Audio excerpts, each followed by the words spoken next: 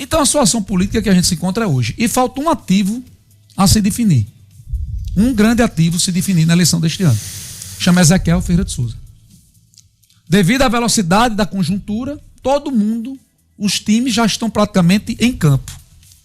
Mas tem um jogador, um grande jogador ainda a se resolver. Com passe livre ainda. Com passe livre. Que é Ezequiel Ferreira de Souza, que é o presidente da Assembleia, que deverá montar uma nominata em algum partido ou no PSDB, que vai eleger aí 5, 6 ou 7 deputados estaduais, que tem hoje, apoiando ele aí, mais de 40 prefeitos,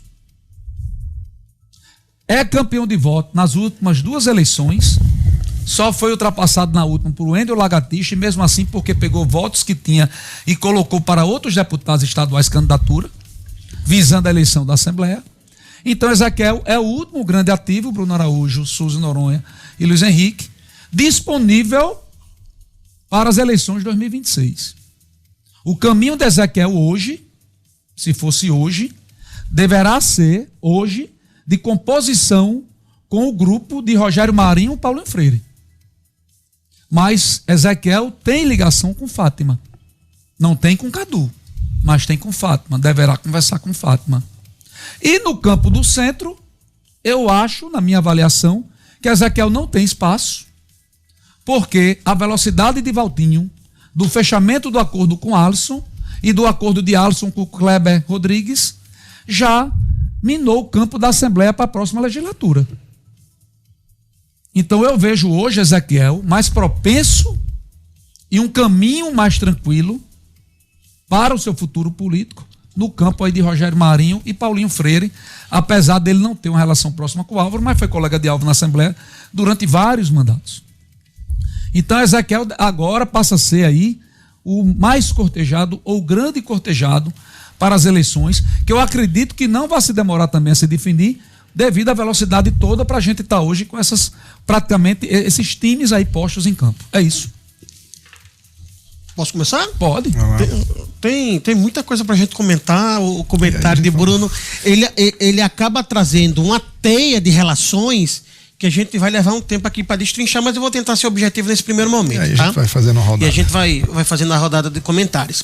De saída, a gente vai ter no Estado, na minha opinião, 2 candidaturas de direita e uma de esquerda. A gente não tem uma candidatura de fato de centro. Talvez Alisson, no contexto geral, ele fosse um candidato de centro, não fosse os demais partidos que o cercam. Então, na minha opinião, a gente tem uma candidatura de direita e uma candidatura de direita / extrema-direita. E uma candidatura de esquerda, de fato. Né?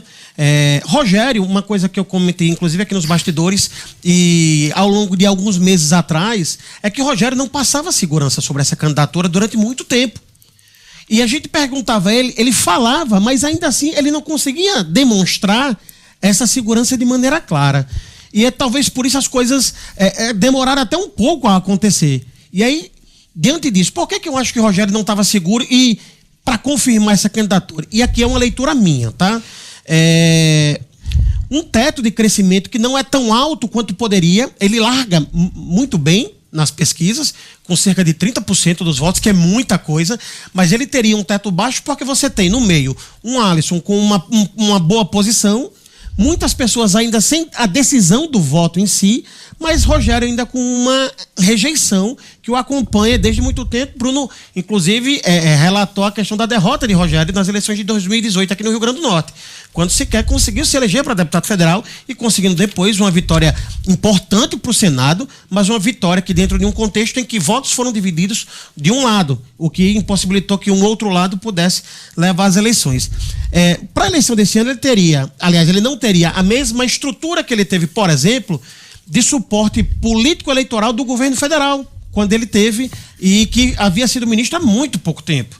Além disso, um fato que é predominantemente importante também, como foi relatado por Bruno, é o fato do pedido de Bolsonaro feito a ele. Eu acho que esse conjunto de fatores pesaram na decisão de Rogério. E, além disso, ele tinha 2 opções competitivas para substituí-lo. Então isso contribui também para ele deixar essa disputa sem a consciência pesada, porque ele deixa no lugar dele, ou ele deixaria um dos candidatos com potencial, que é o caso de Stevenson e Álvaro.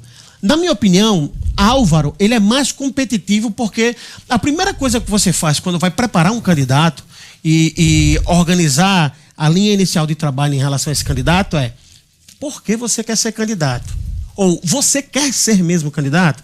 Essas duas perguntas são importantes para você entender até onde o cara está disposto a ir quanto à atuação durante a campanha. E dos três, claramente, Álvaro Dias era o cara com mais gana, como Bruno bem disse aqui, e mais disposição para ir para a briga. Até porque, de todos, é o que não tem nada a perder. Então, para ele, era importante e era o que ele queria desde o início. E, em relação a Álvaro, tem o maior potencial e uma menor rejeição, na minha opinião, do que o próprio Rogério. Tem base já de saída no Seridó, em Natal.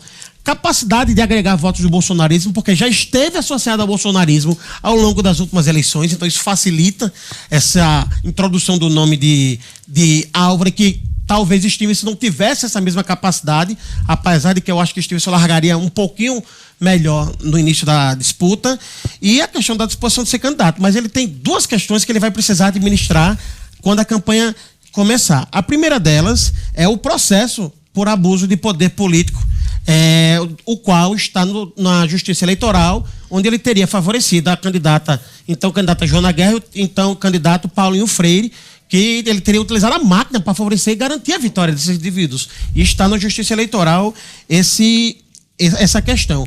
E um histórico recente de obras inacabadas, que a gente teve inclusive o prefeito de Natal aqui falando sobre isso, como por exemplo um hospital que foi entregue, tem lá uma placa e faz mais de um ano que isso aconteceu e o hospital não está funcionando. Então isso é só um exemplo, tem o Mercado da Redinha dentre outras obras. Então Álvaro vai precisar desconstruir esses dois pontos que eu acho que são muito fortes no período eleitoral.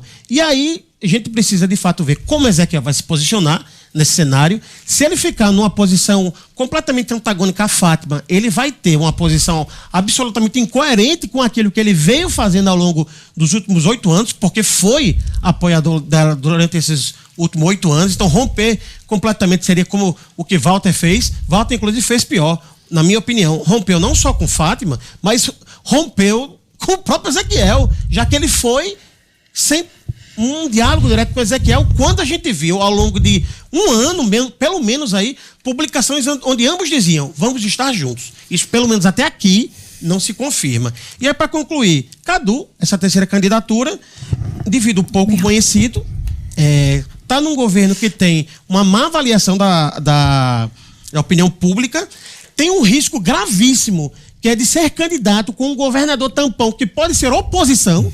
Isso pode fragilizar demais a disputa do lado de Cadu.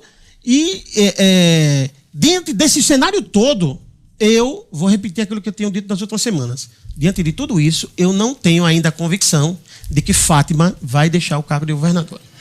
A narrativa de que Walter é o culpado, ou que Walter foi o traidor, é algo que precisa ser massificado para justificar o que quase todos aqui estão fazendo, pensando em si, olhando os números, as possibilidades de continuar no poder ou fazer uma mudança de cargo, no final das contas, de ser eleito. Walter, ele pensou não só nele, mas com toda a situação do partido dele, do MDB, e das possibilidades. Pegar o governo do estado, pelo menos dessa forma, diretamente, e ficar sem nenhuma outra possibilidade, é uma tragédia, como os números mostraram a ele, como outras pessoas mostraram a ele. Então,